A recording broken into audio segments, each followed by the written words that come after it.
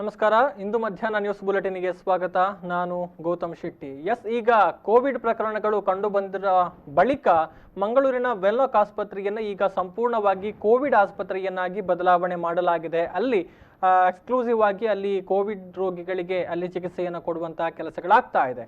ಆದರೆ ಈ ಒಂದು ವಿಚಾರದಿಂದಾಗಿ ಈಗ ಜಿಲ್ಲೆಯಲ್ಲಿರುವಂತಹ ಬಡ ರೋಗಿಗಳಿಗೆ ಆರೋಗ್ಯ ಸಂಬಂಧಿ ಚಿಕಿತ್ಸೆಗಾಗಿ ಸಮಸ್ಯೆ ಉಂಟಾಗಿದೆ ಎನ್ನುವಂತಹ ಒಂದು ಆರೋಪವನ್ನ ಮಾಜಿ ಸಚಿವ ಯುಟಿ ಖಾದರ್ ಅವರು ಮಾಡಿದ್ದಾರೆ.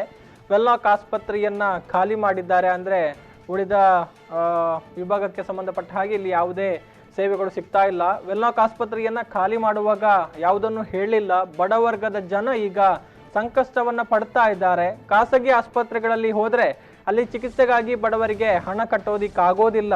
ಬೆಂಗಳೂರಿನ ರೀತಿ ಮಂಗಳೂರು ಅಲ್ಲ ಎನ್ನುವಂತಹ ಒಂದು ಮಾತುಗಳನ್ನ ಮಾಜಿ ಸಚಿವ ಯುಟಿ ಖಾದರ್ ಅವರು ಹೇಳಿದ್ದಾರೆ. ದಕ್ಷಿಣ ಕನ್ನಡ ಜಿಲ್ಲಾಡಳಿತದ ವಿರುದ್ಧ ತಮ್ಮ ಸುದ್ದಿಗೋಷ್ಠಿಯಲ್ಲಿ ಆಕ್ರೋಶವನ್ನು ವ್ಯಕ್ತಪಡಿಸಿದ್ದಾರೆ. ಮಂಗಳೂರಿನಲ್ಲಿ ಇರುವಂತದ್ದು ಒಂದೇ ಸರ್ಕಾರಿ ಆಸ್ಪತ್ರೆ, ಬೆಂಗಳೂರಿನ ಹಾಗಲ್ಲ. ಬೆಂಗಳೂರಿನಲ್ಲಾದ್ರೆ 10-16 ಸರ್ಕಾರಿ ಆಸ್ಪತ್ರೆಗಳಿದೆ. ಒಂದು ಆಸ್ಪತ್ರೆ ಇಲ್ಲ ಅಂತಾದ್ರೆ ಮತ್ತೊಂದು ಆಸ್ಪತ್ರೆಗೆ ಹೋಗಿ ಬಡವರು ಚಿಕಿತ್ಸೆಯನ್ನು ಪಡಿಬಹುದು. ಆದರೆ ಮಂಗಳೂರಿನಲ್ಲಿ ಅಥವಾ ದಕ್ಷಿಣ ಕನ್ನಡ ಜಿಲ್ಲೆಯ ವಿಚಾರಕ್ಕೆ ಬಂದ್ರೆ ಇರುವಂತದ್ದು ಒಂದೇ ಪ್ರಮುಖವಾದ ಆಸ್ಪತ್ರೆ. ಇದರಿಂದ ಈಗ ಜಿಲ್ಲೆಯ ರೋಗಿಗಳು ಪರದಾಡಬೇಕಾದಂತಹ ಪರಿಸ್ಥಿತಿ ಇದೆ. ಖಾಸಗಿ ಹಾಸ್ಪಿಟಲ್ಗೆ ಹೋಗಿ ಬಡ ರೋಗಿಗಳು ಅವರ ಬಿಲ್ಲನ್ನು ಕಟ್ಟಿ ಅಲ್ಲಿ ಚಿಕಿತ್ಸೆಯನ್ನು ಪಡೆದುಕೊಳ್ಳುವಂಥದ್ದು ಅಷ್ಟು ಸುಲಭದ ಮಾತಲ್ಲ. ದುಡ್ಡಿಲ್ಲದೆ ಎಲ್ಲರೂ ಕೂಡ ಕಂಗಾಲಾಗಿದ್ದಾರೆ. ಈ ನಿಟ್ಟಿನಲ್ಲಿ ಸರ್ಕಾರ ಅಥವಾ ಜಿಲ್ಲಾಡಳಿತ ಸೂಕ್ತವಾದ ಒಂದು ನಿರ್ಧಾರವನ್ನು ತೆಗೆದುಕೊಳ್ಳಬೇಕು.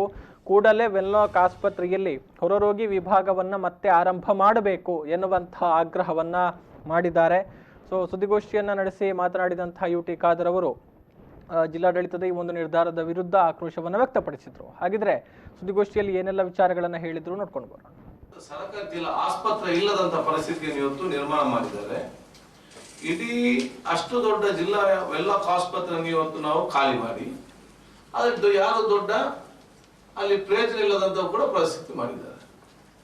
ಸುಮಾರು 1,000 ಬೆಡ್ ಇರುವಂತಹ ಇವತ್ತು ಹಾಸ್ಪಿಟಲ್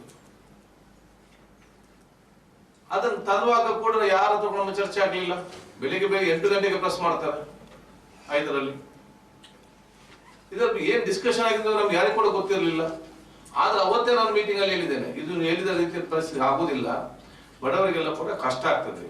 ಯಾಕೆ ವೆನ್ಲಾಕ್ ಹಾಸ್ಪಿಟಲ್ಗೆ ಕಾರ್ಡ್ ಇದ್ದವರು ಬರ್ತಾರೆ, ಕಾರ್ಡ್ ಇಲ್ಲದವರು ಕೂಡ ಬರ್ತಾರೆ. ಕೆಲವು ಸ್ಕೀಮ್ಗಳು ನಮ್ಮ ಗವರ್ಮೆಂಟ್ ಸ್ಕೀಮ್ ಅಲ್ಲಿ ಅಪ್ರೂವ್ ಆಗಿರ್ತದೆ, ಕೆಲವು ಸ್ಕೀಮ್ ಅಲ್ಲಿ ಇರುವುದಿಲ್ಲ. ಎಪಿಎಲ್ ನವರು ಕೂಡ ಅತ್ಯಂತ ಕಡಿಮೆ ಇದರ ಟ್ರೀಟ್ಮೆಂಟ್ ಕೊಡ್ತಾರೆ. ಉಚಿತವಾದ 800ಗಿಂತ ಹೆಚ್ಚು ಉಚಿತವಾದ ಔಷಧ ಫ್ರೀ ಕೊಡ್ತಾರೆ. ಈಗ ಪರಿಸ್ಥಿತಿ ಏನು? ಆವಾಗ ಕೇಳಿದಾಗ ನೀವೆಲ್ಲ ಮಿತ್ರರಿದ್ರಿ, ಪತ್ರಕರ್ತರು ಮತ್ತೆ ಪೇಪರ್ ತೆಗೆದು ನೋಡಬೇಕು. ಯಾರು ಬಿಪಿಎಲ್ ಇದ್ದಾರೆ ಅವ್ರಿಗೆ ಆರೋಗ್ಯಶ್ರೀಯಲ್ಲಿ ಫ್ರೀ ಟ್ರೀಟ್ಮೆಂಟ್, ಯಾರು ಎಪಿಎಲ್ ಇದ್ದಾರೆ ಅವ್ರಿಗೆ ಡಿಜಿಎಸ್ ಅಲ್ಲಿ ಫ್ರೀ ಟ್ರೀಟ್ಮೆಂಟ್, ಯಾರು ಕಾರ್ಡ್ ಇಲ್ಲ ಅವರಿಗೆ ಆರೋಗ್ಯ ಸುರಕ್ಷಾ ಸಮಿತಿಯಲ್ಲಿ 4.25 ಕೋಟಿ ರೂಪಾಯಿ ಇದೆ, ಅದರಿಂದ ನಾವು ಪೇಮೆಂಟ್ ಮಾಡ್ತೇವೆ ಅಂತ ಹೇಳಿದ್ದಾರೆ. ನಿಮ್ಮ ಮುಂದೆ ಅವ್ರ ವಿಶ್ಲೇಷಣೆ ತಾವು ಕೂಡ ಬಹಳ ಚೆನ್ನಾಗಿ ಮರುದಿವಸ ಪೇಪರ್ ಅಲ್ಲಿ ಕೂಡ ಹಾಕಿದ್ದೀರಿ. ಇವತ್ತಿನ ಪರಿಸ್ಥಿತಿ ಏನು? ಬಡವರಿಗೆ ಅಸೌಖ್ಯರಾದಾಗ, ಅವರ ಕುಟುಂಬಸ್ಥರಿಗೆ ಅಸೌಖ್ಯರಾದಾಗ ಅವ್ರ ಕೈಸಲ್ಲಿ ನಯ ಪೈಸೆ ಇಲ್ಲ, ಕರ್ಕೊಂಡು ಬಂದಾಗ ಬಹುಶಃ ವೆನ್ಲಾಕ್ ಆಸ್ಪತ್ರೆ ಇಲ್ಲ, ಖಾಸಗಿ ಆಸ್ಪತ್ರೆಗೆ ಸೇರಿದರೆ ದುಡ್ಡು ಕೊಟ್ಟಿದ್ದಾರೆ ಹಿಂದಿದ್ದು. ಆಯುಷ್ಮಾನ್ ಅಂತ ಇವತ್ತು ನಮ್ಮ ಸ್ಕೀಮ್ಗೆ ಸೇರ್ಪಡೆ ಆಗ್ಬೇಕು. ನಾನೀಗ ಒಂದು ಪೇಷಂಟ್, ಉದಾಹರಣೆಗೆ ನಾನು ಪೇಷಂಟ್ ಆಗಿ ನನ್ನ ಮನೆಯಲ್ಲಿ ಕರ್ಕೊಂಡು ಹೋದ್ರೆ ನನ್ನ ಹತ್ರ ಬಿಪಿಎಲ್ ಕಾರ್ಡ್ ಇದ್ರೆ ಅದು ನಾನು ಎಂಟ್ರಿ ಆಗಿ ನನಗೆ ಅದು ಕೋಡ್ ಅಪ್ರೂವ್ ಆಗಿ ಬರುವಾಗ 2 ದಿವಸ ಆಗ್ತದೆ ಅಥವಾ 1 ದಿವಸ ಆಗ್ತದೆ. ಅಷ್ಟು ಇನ್ಫ್ಲುಯೆನ್ಸ್ ಮಾಡಿದ್ರೆ ಮಿನಿಮಮ್ 2 ಡೇಸ್. ಈ 2 ದಿವಸದ 20-30,000 ನಾವು ಕಟ್ಟಬೇಕು ಫಸ್ಟಿಗೆ. ಯಾಕೆ? ಇವರು ಕೊಡುದು ಅಪ್ರೂವ್ ಆದ ನಂತರ ಕೊಡುವಂಥದ್ದು. ಮತ್ತೆ ಎಲ್ಲ ರೋಗಗಳಿಗೆ ಕೋಡ್ ಕೂಡ ಇರುವುದಿಲ್ಲ.